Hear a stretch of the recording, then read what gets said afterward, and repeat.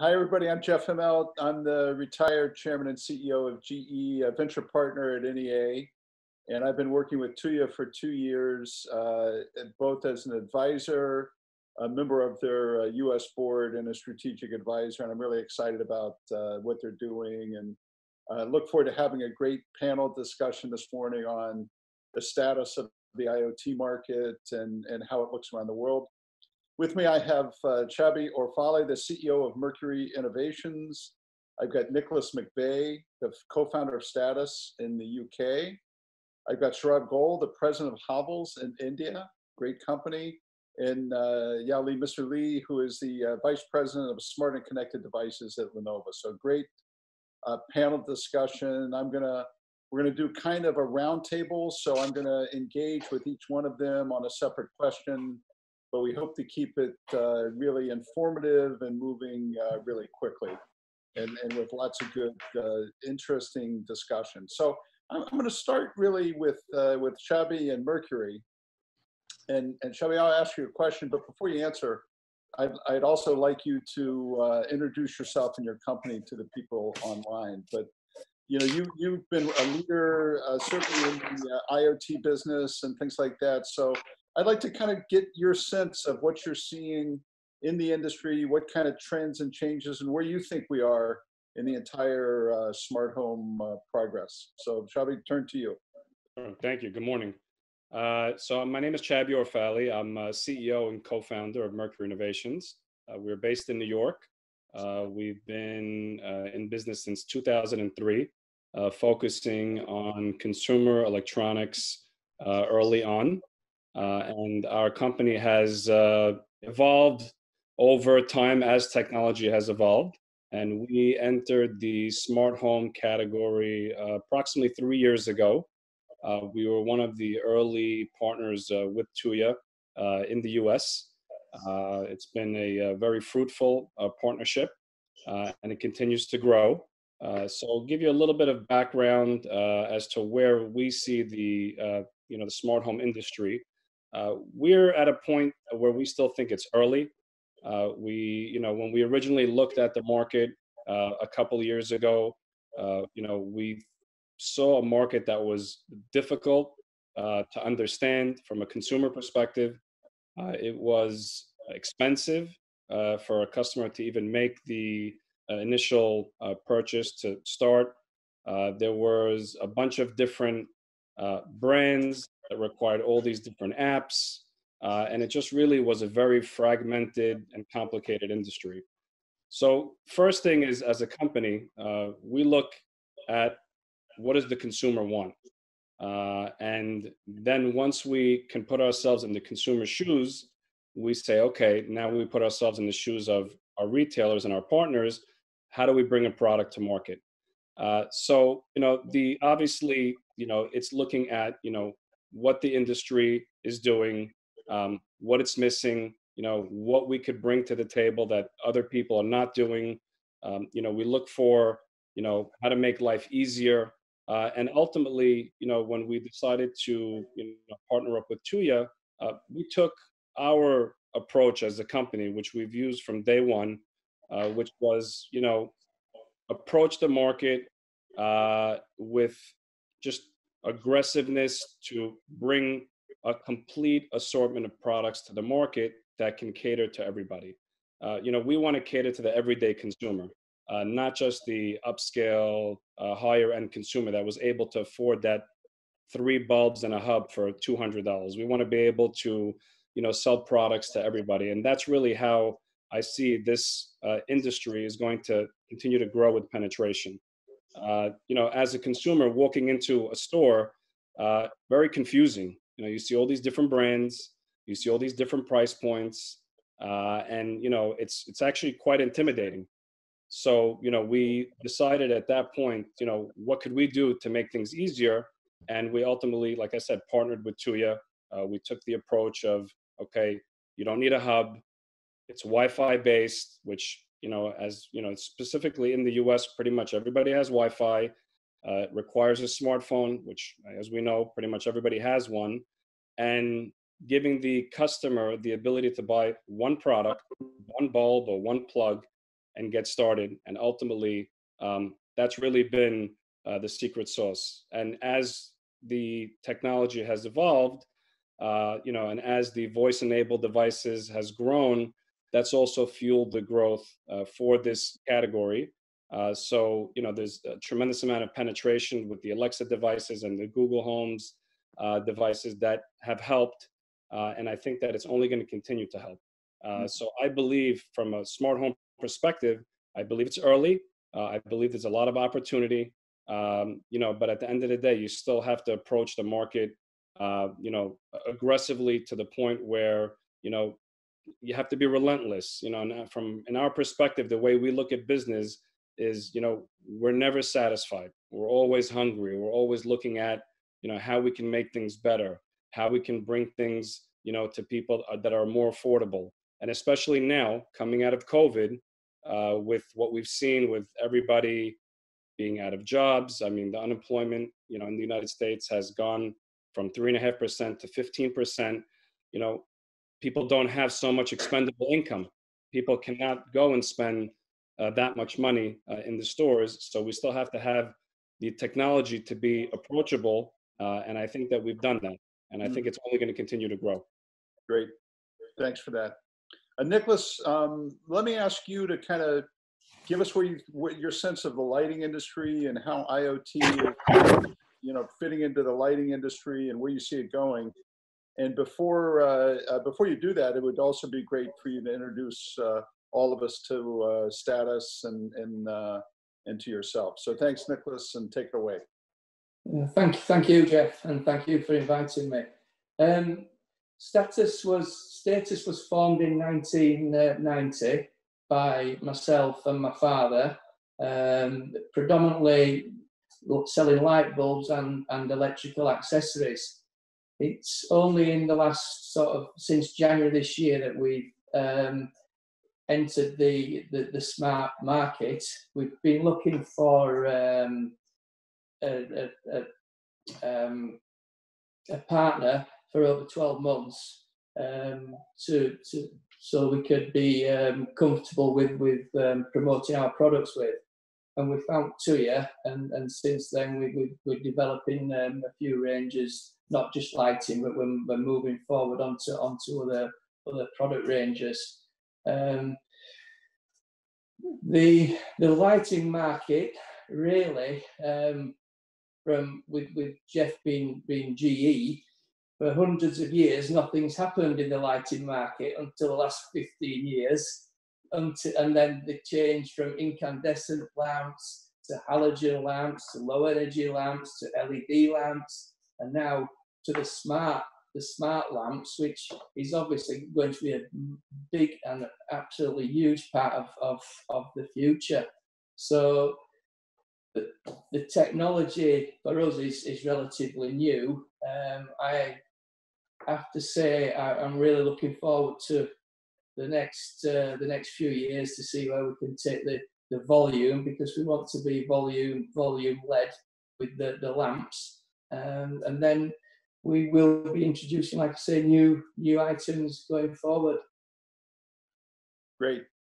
Saurabh, you're in one of the world's biggest consumer markets in India, and it's got a lot of different segments, and from tech savvy to small villages and stuff like that. It would be great to get your perspective on where the whole IoT and smart devices market is in India. And before you do that, it would be really fantastic to learn more about both yourself and Havells as a company. Right, thank you, and namaste to all of you. It's a very time neutral kind of a greeting from India, because you're all of different times, and it's an absolute honor to be on this panel, and especially talking to you, Jeff, who's such a great friend of India from your stint at GE. My name is Saurabh, and I head one of the building businesses of a company called Havells India Limited, which is almost a $1.5 billion kind of a conglomerate with interests in consumer durables, electricals, industrial electricals, and also lately in lighting. What we really kind of look at is that we have just like GE, Jeff, and I'm using that analogy a lot because we have about 20 different verticals. And what we say is that if we are not number 1, 2, or 3 in the 5 years of our launch in any of the verticals, we exit there. And about 15 out of the 20 verticals, we kind of maintain that kind of a standing. So, and that has been a credo, and that is the reason we've been kind of spreading across. We're present in about 20 different countries and a proud manufacturer base out of India. We have about 14 factories spread across the length and breadth of India. And so coming to the smart journey of India, I would say it's almost about a $3 billion market, still nascent from the figures that we hear from some of the Western and the Chinese worlds. But what's more important is that this is growing. This is growing at a CAGR of close to about 30% before the epidemic, the pandemic hit us. And I'm very sure it's going to, kind of further increase the pace of adoption of digital in the world. And Jeff, as you mentioned, that India is a length and breadth and different segments and, different, there have been a theory about the pyramid and, they have different segments in India. There is a huge market, no wonder. But for that, I see a few challenges which kind of impede us from realizing those challenges. And one of the biggest ones has been that smart in India has somehow, wrongly so, has been positioned in the luxury segment, and it's not really the convenience segment that we would like. And the youngsters in the cities of Pune and Hyderabad and Ahmedabad, which are our IT hubs, and Bangalore, where would like to use this as a convenience. So first of all, we need to bring smart into the convenience category and take it away from the luxury category that it's being positioned. The second challenge I would say to be that, since it's very different segments and selling to a luxury segment is different from selling to a, let's say, a tier 2 or a tier 3 city kind of a segment, we have to crack the right GTM. We need to have the right people training, both in terms of sales and service, so that they can then be the ambassadors of smart to take it to people. Because advertising and all can bring the people to the stores, but then they will have to be explained the nuances of that product in order to realize that. That probably, given the fact that government is supporting so much on the energy efficient means, and we have a very young and dynamic population. So I have a strong feeling that we are almost at a cusp of explosion, just like Y2K really made IT as India stand out in the field of IT. Probably this pandemic would make India move into a very, very digitally strong kind of area. Mm-hmm. That's great. Mr. Lees from Lenovo, it would be great to get your perspective on how you make a legacy company like Lenovo really more intelligent, and how do you look across the various businesses there to put in platforms that can really drive connected and smart devices. Before you do that, everybody knows Lenovo, but it'd be great to get your perspective on the company itself and where you stand and kind of that intelligence journey. Hey everyone, this is Yao Li. I work for Lenovo. Lenovo is a company. We are reaching $50 billion revenue, I think, in the past year. Very successful movement. But I joined Lenovo around 2000. It's about my 20 year service in Lenovo. I'm currently vice president of the corporate and the general manager of the smart and connected device business. So in terms of how we embrace this digital transformation or intelligent transformation. So 2 years ago, Lenovo regrouped our kind of the business from originally more device driven, like we have a digital center, we have a mobile phone, we have a Lenovo PC, we have a ThinkPad, we have a tablet, we have a service team, solution team. We realize the new trend is intelligence. So we make our strategies very clear. We call Lenovo will be the intelligence enabler, and we will use our power intelligence to support all our partners. So we make our strategy is we call it three smart. One is a smart infrastructure. We support all the company on the data center, on server, on software to make company intelligence. The second one is we call the smart IoT, is make all our internet terminal device, including our original very strong on phone, mobile phone, on PC, on tablet, and we make all these devices more smart. Smart PC, smart phone is already very smart, and tablet, all other device. And then lastly is we change our service solution, all the team together called a smart vertical, to vertical by vertical use our technology and service and system integration to support a manufacturer, retailer. We have a lot of cooperation even with Amazon, with a lot of big company, how we make more smart on manufacturing on different where. My team is leading on the smart IoT stuff. We do three things. The number one things we call smart existing device. Make our current device more smart. Second one is a new form factor smart device. And third one is make B2B more productivity device more smart. That is the three things.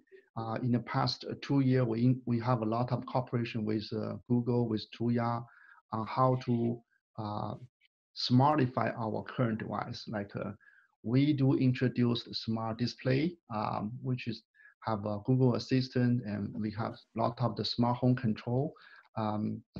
We have a deep cooperation with Tuya, which is make Lenovo can more focus on how we deliver our key value, and Tuya can support a lot of the backend infrastructure and technology.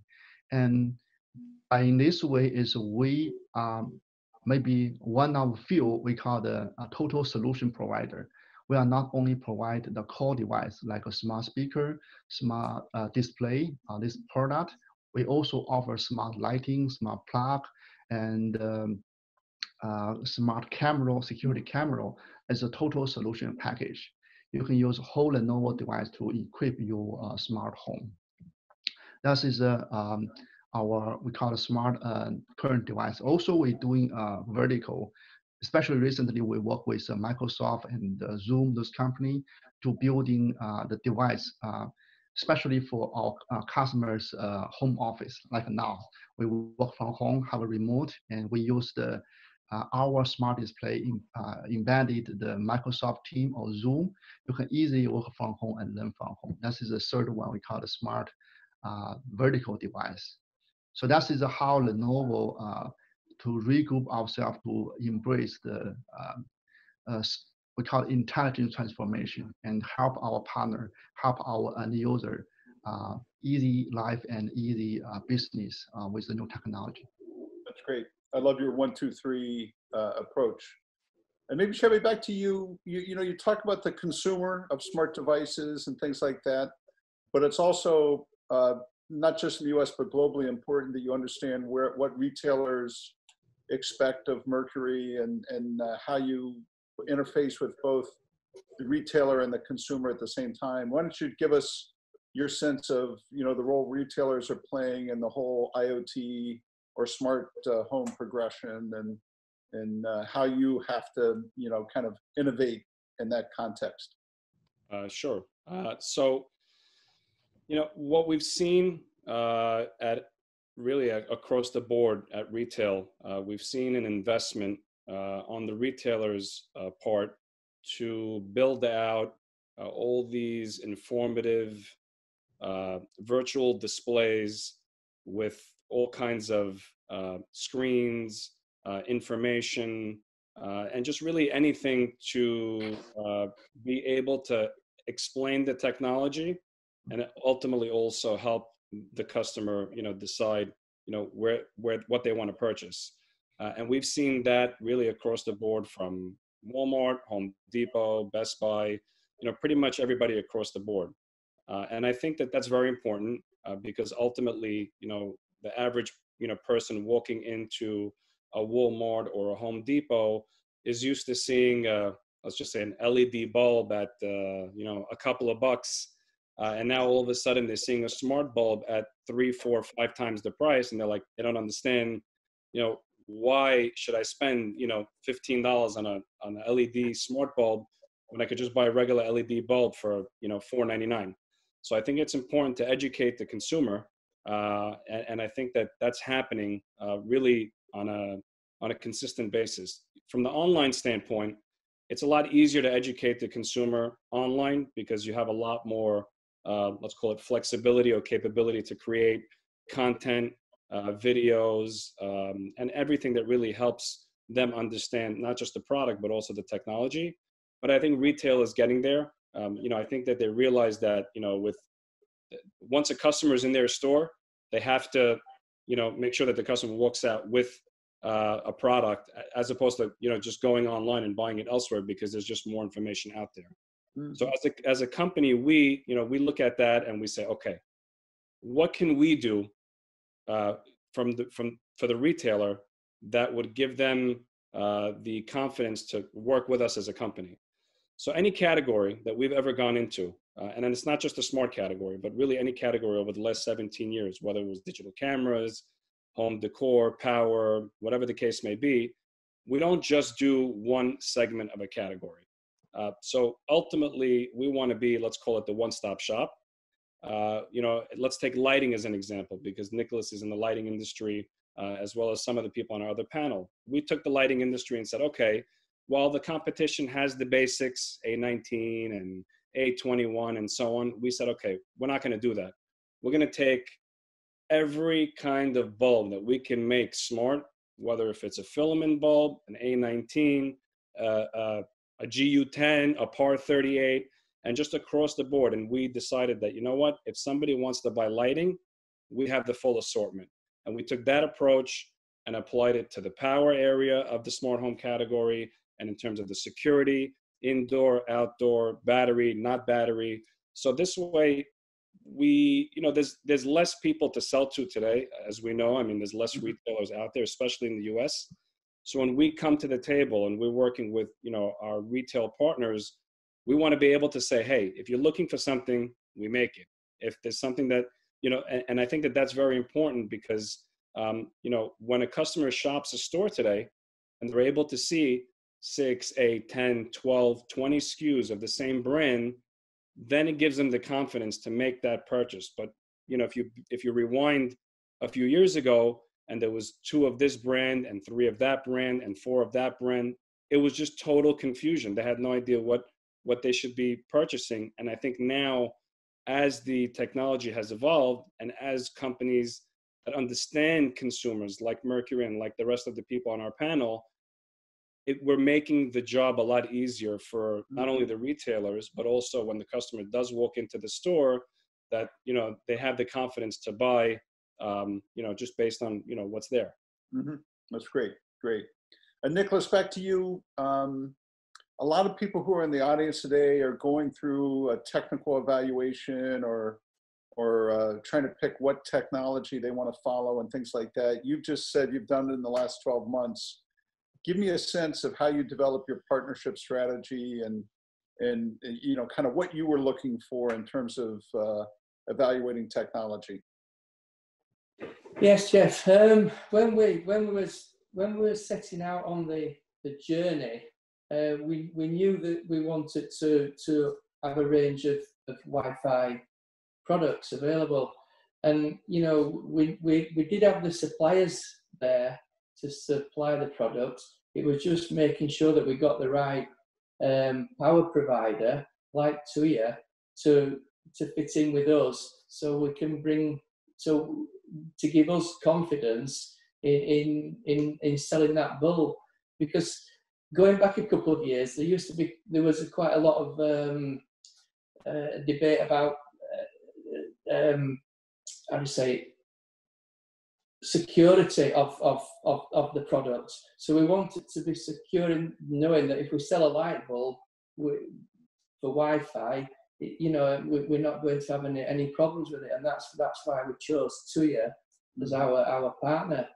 And it took us about 12 months, with discussions with Tuya.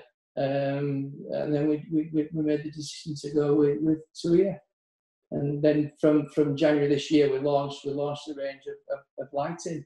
And it's been a tremendous success. Mm-hmm. And since then, we're moving on to not just one brand, we're moving out to 2 or 3 brands, because we don't want the same brand to conflict with the same retailers. Mm-hmm. So, some people might want to sell an LED lamp at, say, $10 or £10, and some might want to sell it at $9 and a little bit cheaper. So we're trying to give the customer a differential in the packaging.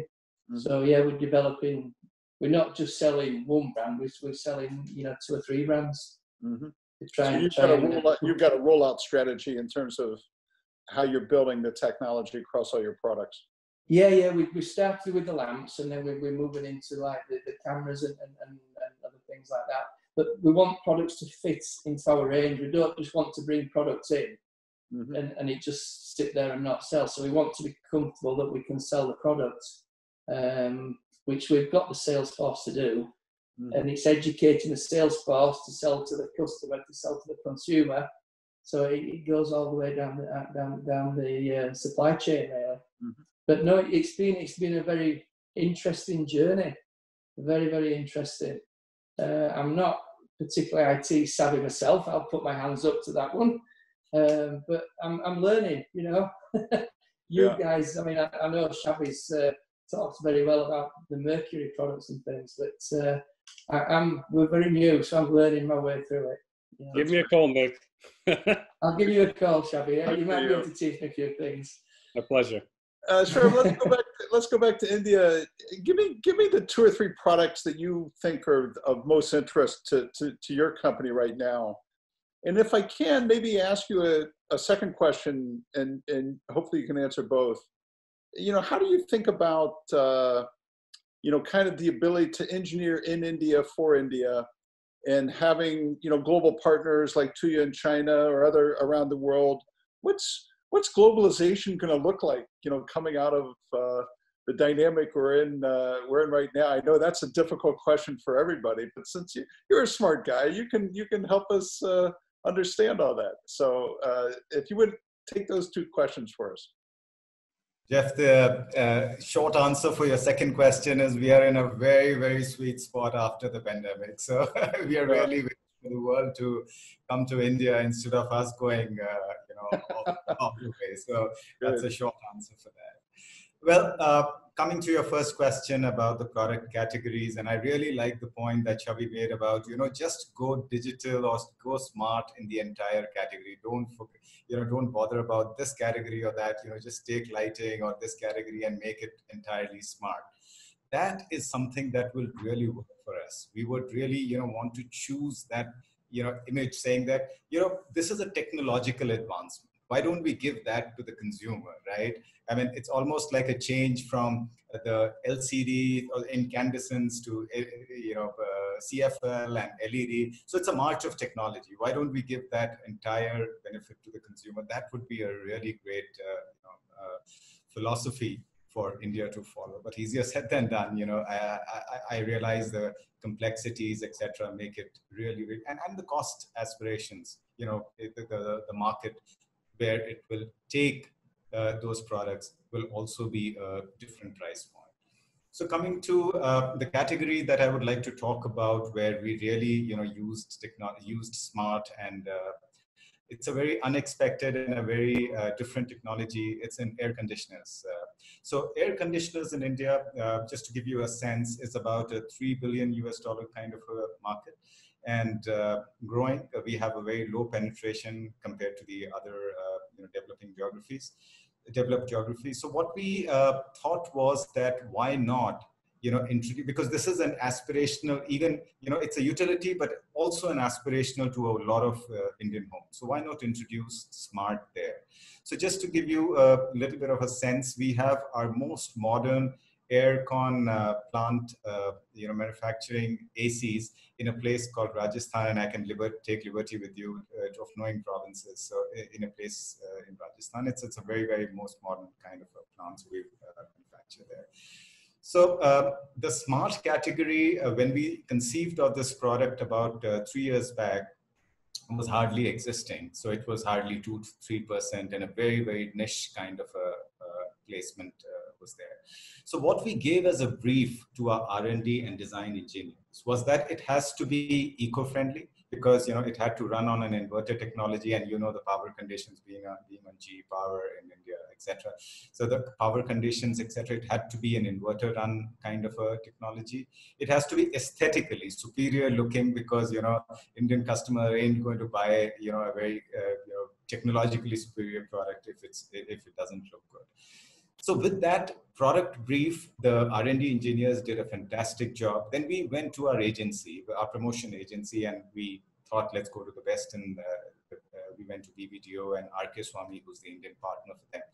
And we said, and I don't know if you recall, when How to Become a Millionaire was launched in India, called KBC, Kaun Banega Crorepati.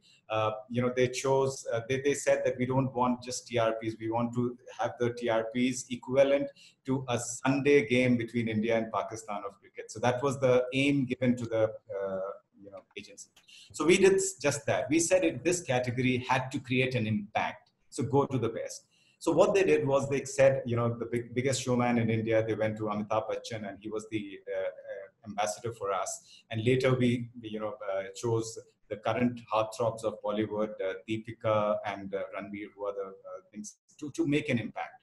But we realized that this can get the audience to the, or the target audience to the stores, but who's going to explain them the features, etc. So we trained a bevy of almost 1,500 demonstrators to explain the benefits of the product, explain the benefits of remote, explain the benefits that it's high up there. So you will have to have, kind of smart means and ways to, kind of bring it in your everyday learning. On the placement side, and you again know the challenges of the placement of such products in India, we really, did not leave any large format stores, medium format stores, and even mom and pop electrical stores. We, and including our own stores. So Havells has about 500 exclusive stores. So we chose top 100 of them to, kind of get these products in. So almost about 1,500 stores was where we were able to, place these products. And what was the result? The result was that we, smashed through the park. We became the market leaders in that kind of a category. And not only it helped our sales, what it helped was that it developed smart as a category. We use the best in promotion trade to establish smart in the minds of the Indian consumer, that it's not something that, it's a luxury thing. Everyday man can use that, right? And no wonder a lot of competition followed our launch, and obviously ours was a differentiated product along with the partners, Tuya and others. And that's how we kind of created an impact. So I have a strong belief that this is something that possibly can create, and it could be an engine to change the mindset of the people that smart is for everyone. It's not for something who's more technologically savvy. Yeah, no, that's great. Mr. Lee, let me ask you, from a Lenovo standpoint, just given, the fame of the company and the ability, how do you decide what you want to do yourself, the engineering you want to do internally? And then when do you decide when you use partners like Tuya, for your development? And how do you go through that kind of make versus buy decision, let's say, in a company like Lenovo? Yeah, I think like when Lenovo entered the smart home business, we are doing a lot of stuff is in-house because we have a lot of the resource. But then we later on find like this is not really working, and the smart home is kind of the really broad industry. So I think like after 1 year, we have an in-house, we call it the smart home app and the cloud. 1 year, we found it's not very efficient. Then we have an engagement with Tuya, and then we leave this we call it smart essential or smart gadget. Those pieces, the technology to cooperate with Tuya, and then we can more, how to say, focus our resource to more create the core device. So in general, we feel like in a smart home area, you have like core device, like a more internet portal control device, like a smart speaker, like a smart harp or smart display. And you also have a lot of the gadget or essential device, lighting, like a thermostat, old stuff. So we focus on our IT technology engineer on those stuff. And then we landscape our key direction is we believe, like Saurabh said, like how to make a smart home business easy to understand. It is easy to talk about smart home, everybody embrace, everybody like, but that one. So we believe it's very important step by step, make people easy understand. So we make our technology to very focus on how to smartify the current device. I will give 3 examples what we're doing. The number one we're doing is on the clock. So everybody know we have a very traditional, maybe 1,000 years clock, bing clock. And then recently we digitalized FM clock, radio clock. You have a clock ringing by the FM or other stuff, but still not really, that's digitalized. Then last year we launched the smart clock, and then we really make the clock could be very smartified. You could go through the clock, control your lighting, talking, checking, and you have intelligence set up your clock. And the clock even can give you some suggestion. Hey, Yao Li, the traffic is really bad. You need to better wake up 30 minutes early. Then the clock will ring 30 minutes early because the traffic, that's intelligence. So we see this kind of the traditional device, digitalization, and smartified by intelligence technology. So we move our focus on how to smartify the existing device, make people easy understand. Yeah, clock is clock, but how to make it really smart.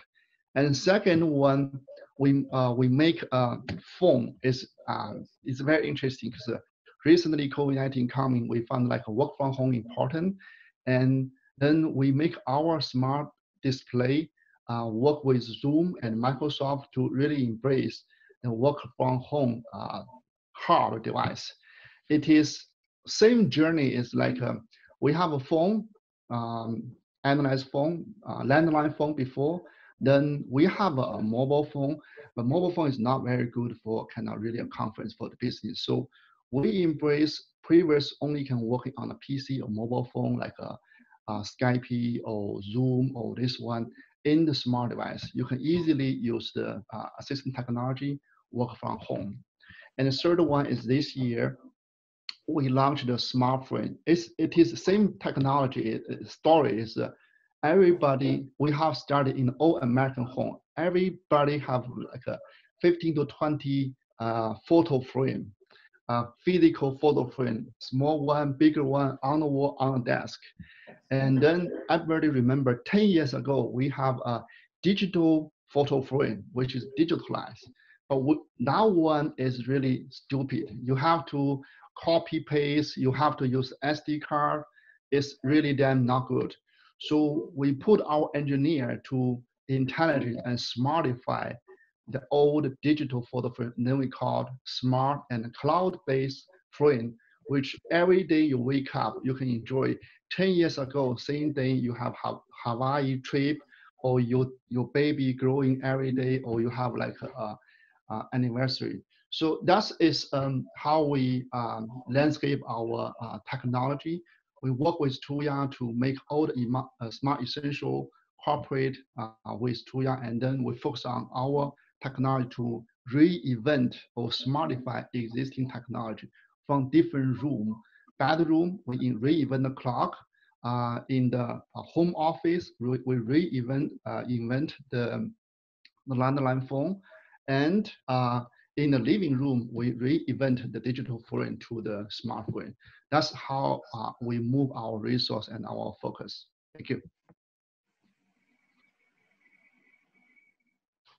Hey, Jeff. Very smart. That's really really great. So, guys, we just have time for maybe one kind of quick discussion for the panelists. And look, we're having the conference right as we're moving through this terrible pandemic that the world is gripping. So maybe just go around and ask each one of our leaders this morning kind of what's on your mind as you think about driving your company forward during this this time of great uncertainty and crisis. So Chaby, maybe start with you. What's on your mind? Just really the new norm. I mean, what is the new norm? Like, what is it going to look like?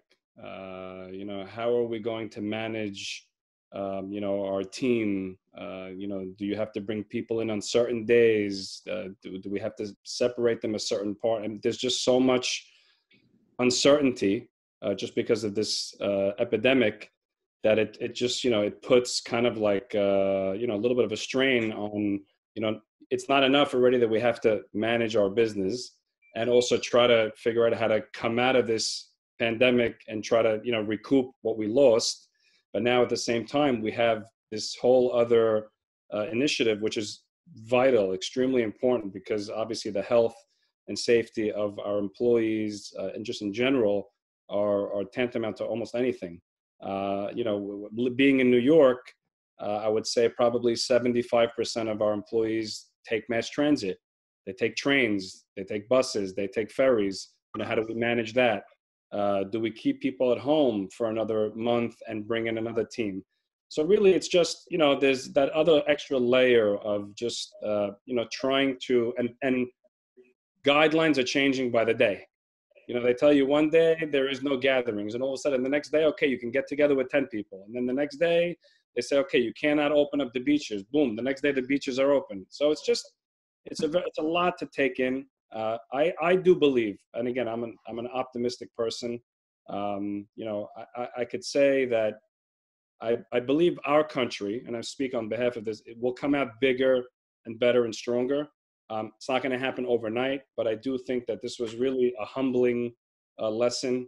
You know, it does make you put a lot of things into perspective, from just family and just really just the things you take for granted on a daily basis that you can no longer do. You know, we actually had a Zoom happy hour with our, oh, there's your dog. We had a Zoom happy hour with our entire company where it was a requirement at like 5 o'clock, everybody had to log on and with a drink and just so we could see everybody. So it's really just, you know, we love our team. You know, we miss them. Every time we send an update, you know, we get the response, we can't wait to get back. We can't wait to get back. And I just, you know, I believe, again, I'm an optimistic person. I think we'll be okay. It's just really trying to figure and sort all of this out.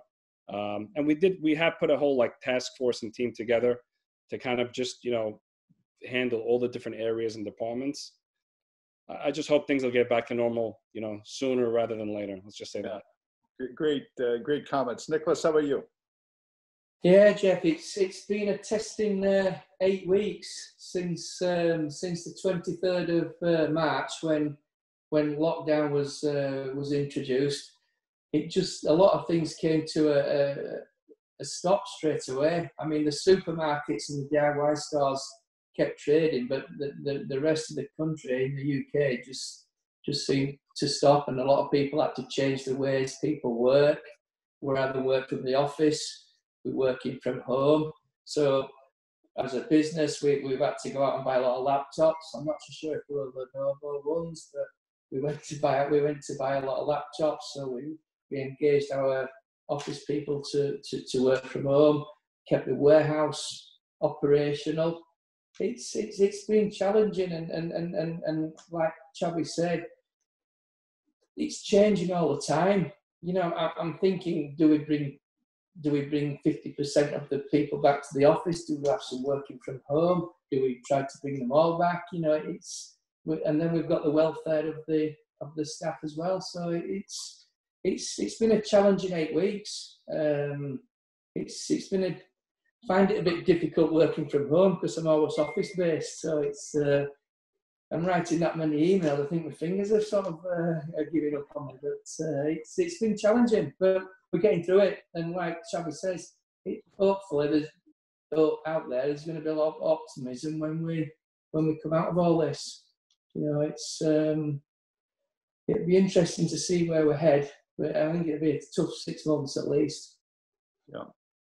Saurabh, how about you? Give me your perspectives.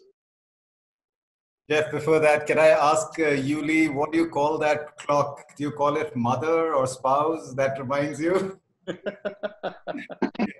Okay, moving on to more serious matters.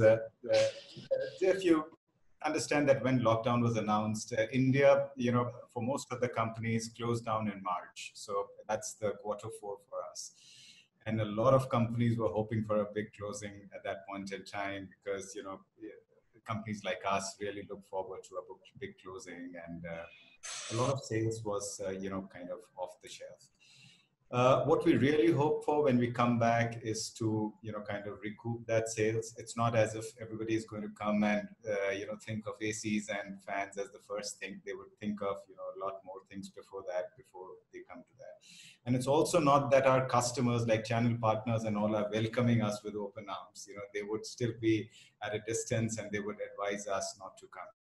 So we have to learn to live in this kind of a challenging atmosphere, learn to sell, learn to get our top lines back into action in this kind of an atmosphere. So that will be my number one concern. We have learned a lot in this pandemic, believe you me, that will be number one. And if I can slip in just the other one, my other concern would be, can we think of a new way of living, the new way of operating? And as I said earlier, you know, will this be the turning point where I start thinking about how can I make my customers' life more easy, more contactless, more convenient? You know, can I bring that in my products and categories? And we, you know, in our company have started those discussions, saying that can we look at new ways of working? Even in costing, can we look at zero-based budgeting? You know, without assuming what a lot of things that we did. So those will be our, you know, at least I see top 2 concerns from our side.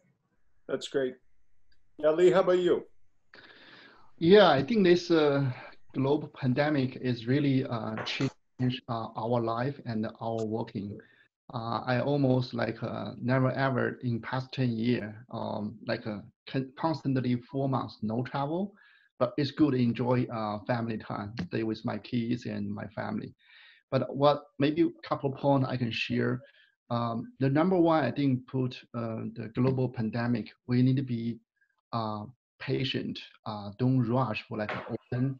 It will open soon, but don't rush. I think like we need to enjoy or make sure enjoy this new normal instead of like hate this kind of situation. So we do some like what we heard is like a Zoom happy hour.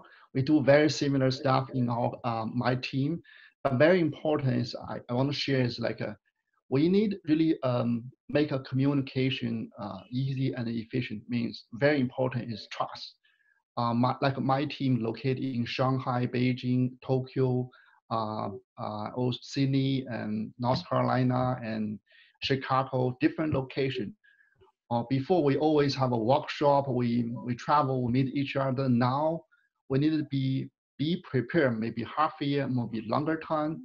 You have to trust and make your all the commitment and communication is trust and reliable. I think this is a kind of, when you have this kind of, your heart is ready, maybe something is getting more easy and to really grow.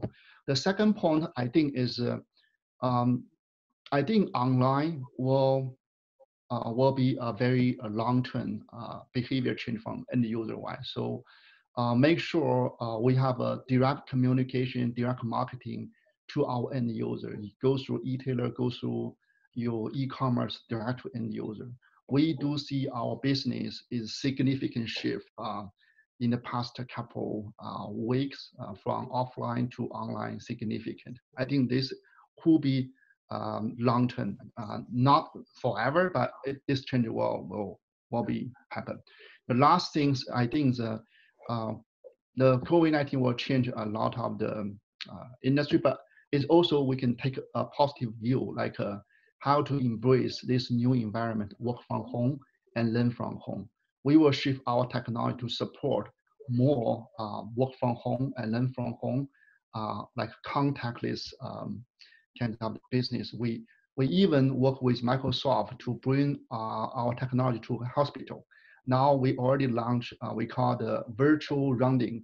So the doctor do not need to physically visit each patient.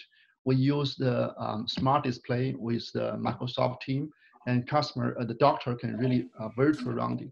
So a lot of the content is like a remote healthcare, even the food delivery. If I have time, I can share how we support Uber Eats, how we support GrabHub to make the food delivery more simple and easy. So we do see this kind of remote communication and remote technology will be a new opportunity for a long term. That's my 3 takeaway and share. Thank you.